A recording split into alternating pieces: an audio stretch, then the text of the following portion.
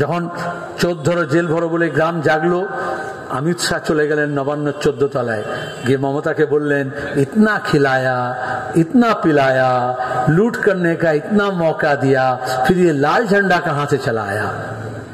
আপনাদের এই এমপি যিনি পকেটে এদিকে ঢোকাচ্ছিলেন টাকা, থ্যাংক ইউ বলছিলেন, আমরা বললাম এরা সব চোর। সুমিত্রা মহাজন স্পিকার ছিলেন, সৌগত রায় বলছে, প্রফেসর সৌগত রায়, मैडम मुझको चोर बोला। हमें चोर को साधु बोलने का आदत नहीं है, चोर को चोर ही बोला जाता है। এটা পঞ্চায়েত পুরসভা ভোট নয়, जो बक्सा बदलने आएगा उसका नक्शा बदल कर रख दिया जाएगा।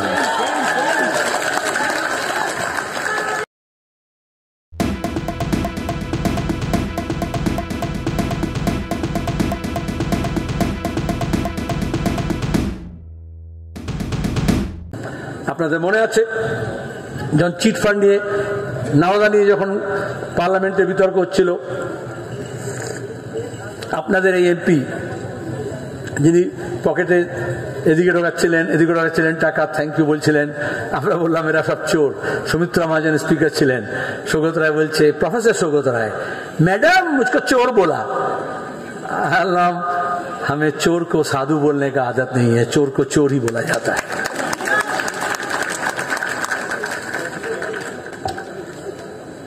আর এই জন্য আমরা বললাম, যদি পুলিশ না চোর ধরে মহা মুশকিল। তৃণমূলের ঝান্ডা ধরলে রাজ্যের পুলিশ পাহারা দেবে, বিজেপির ঝান্ডা ধরলে কেন্দ্রীয় পুলিশ পাহারা দেবে। তাহলে আমরা বললাম গ্রাম জাগাও। আজকে গ্রাম জেগেছে, শহর জেগেছে। আজকে বাংলার পুনর্জাগরণ দরকার। আমাদের শিল্প, আমাদের ব্যবসা বাণিজ্য, আমাদের শিক্ষা, আমাদের দীক্ষা, আমাদের সংস্কৃতি, আমাদের ভাষা, আমাদের গ্রাম শহর, আমাদের সভ্যতা সংস্কৃতির নবজাগরণ দরকার আছে আরেকবার, এবং সেটা বাম ব্যতি রেখে সম্ভব নয়।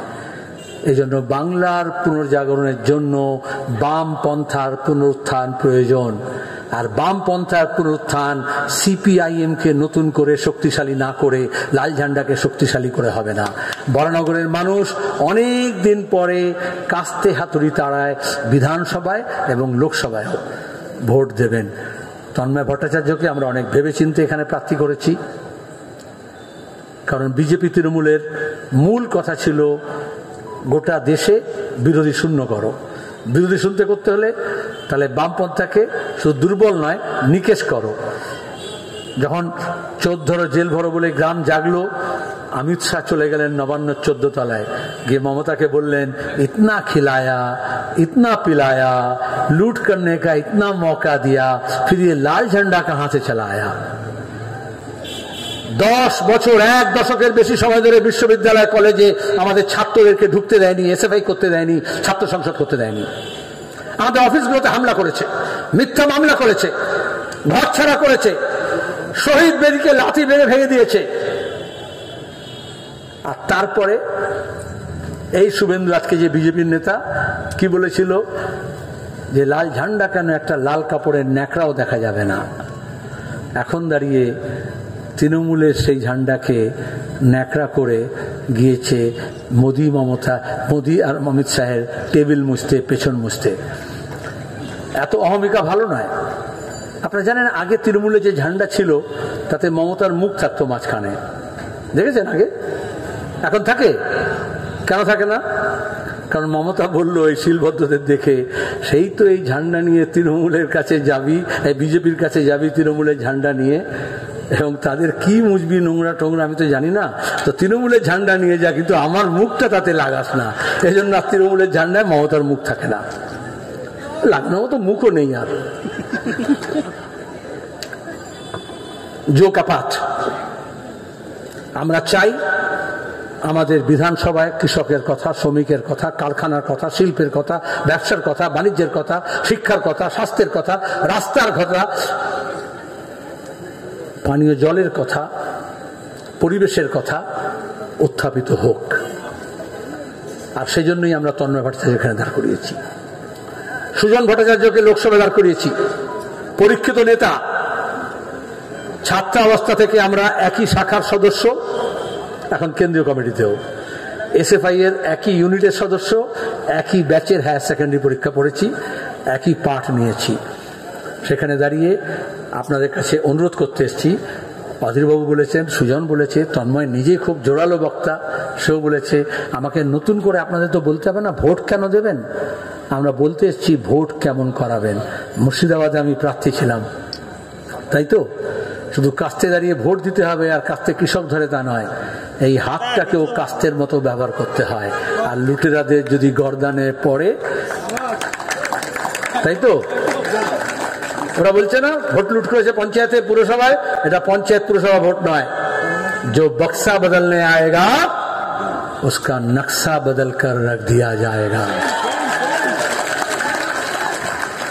আর তার জন্য বুথে বুথে প্রস্তুতি দরকার।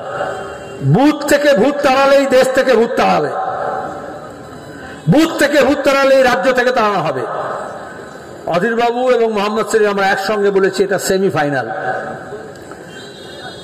নবান্ন থেকে 14 তলা থেকে চোর চোট্টাদের টেনে হিঁচড়ে নামাতে হলে আগে যে চৌকিদার এই চোর চোট্টাদের সহায় হয়েছে তাকে তাড়াতে হবে।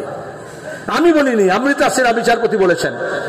এই অভিষেকের লিপস অ্যান্ড বাউন্স, এত সম্পত্তি, এত লুটের টাকা, বিদেশি বান্ধবীদের কাছে গিয়ে সব টাকা তাদের অ্যাকাউন্ট ভাড়া নিয়ে পাঠিয়েছে, কোত্থেকে এলো?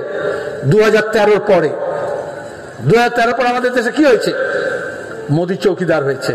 তাহলে মেহুল চোকসি, বিজয় মালিয়া, নীরব মোদী শুধু নয়, অভিষেকের মতো, আকাশের মতো মমতার ভাইপোদেরও পোয়া বারো হয়েছে। আমি যখন বললাম তখন অভিষেক বলল আমাকে 277 পাতার একটা চিঠি পাঠিয়েছে উকিলের গত বছর, যে মানহানি মামলা করবো। যার মান নেই তার আবার হানি কি করে হলো? আসলে তো মামলা করেনি, আমি চাই মামলা করুক, প্রত্যেক মিটিংয়ে বলছি। কারণ ইডি সিবিআই সব ডকুমেন্ট দিচ্ছে না, কোথায় সোনা পাচারের টাকা, কাকে ধরে, কেন এফআইআর হলো না, কাস্টমস কেন করলো না, কেন্দ্রের কোন মন্ত্রী দায়ী, কেন হেমন্ত সোরেন জেলে, অরবিন্দ কেজরিওয়াল জেলে, প্রবীর প্রকাশ তো জেলে, আর কেন একটা কাকুর গলা স্বর নিতে 6 মাস লাগে, স্যাম্পল নিতে, কেন তার রিপোর্ট দাখিল করতে 4 মাস লাগে, মল মূত্র কফ এমনকি করোনা ম্যালেরিয়া রক্ত পরীক্ষা থেকে নাক থেকে বার করে নিয়ে টেস্ট করলেও 3-4 দিন লাগে। আর কাকুর স্বরের সেন্ট্রাল ফরেন্সিক ল্যাবরেটরি বিজেপি সরকার তার স্বরের রিপোর্ট বার করতে 4 মাস লাগে, কারণ ডায়মন্ড হারবার পার করে দিতে হবে, কারণ অভিষেককে পার করে দিতে হবে। আমরা বলেছি পার পাবে না। এজন্যই দাঁড়িয়ে আজকে গ্রাম জেগেছে, শহর জেগেছে, নতুন উদ্যমে, নতুন উদ্যোগে নতুন প্রজন্ম এগিয়ে এসছে। আমাদের যারা নড়ে যাওয়া, সরে যাওয়া, চলে যাওয়া ছিল তারাও জড়ো হয়েছে। বামের সঙ্গে তেরাঙ্গা কংগ্রেসে জুটেছে। আজকে সমাজবাদী, কমিউনিস্ট, বামপন্থী, মধ্যপন্থী সবাই এক কাট্টা হয়েছি, কারণ এটা দেশকে বাঁচাতে হবে।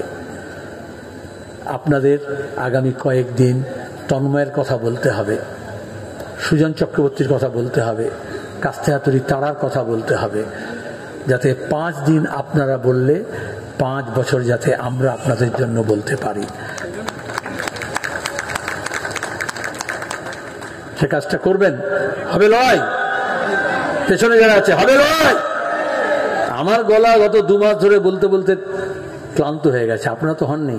হবে লড়াই, একসাথে হবে, লড়বো, জিতবো, ইনকলাব। ধন্যবাদ। প্লিজ চুরি করবেন না। একজন কন্টেন্ট ক্রিয়েটার অত্যন্ত কষ্ট করে তার কাজকে এগিয়ে নিয়েছে, তাই তার কাজকে সাপোর্ট করুন, তার কাজকে ভালোবাসুন, কিন্তু তার কাজ নিজের চ্যানেলে তুলে দেবেন না, কারণ জানবেন পাইরেসি কিন্তু একটা অত্যন্ত দণ্ডনীয় অপরাধ। আপনারা দেখছেন আওয়াজ, রোজকারের হক কথা। For more updates about Awaaz, please subscribe our YouTube channel Rajshekhar thali.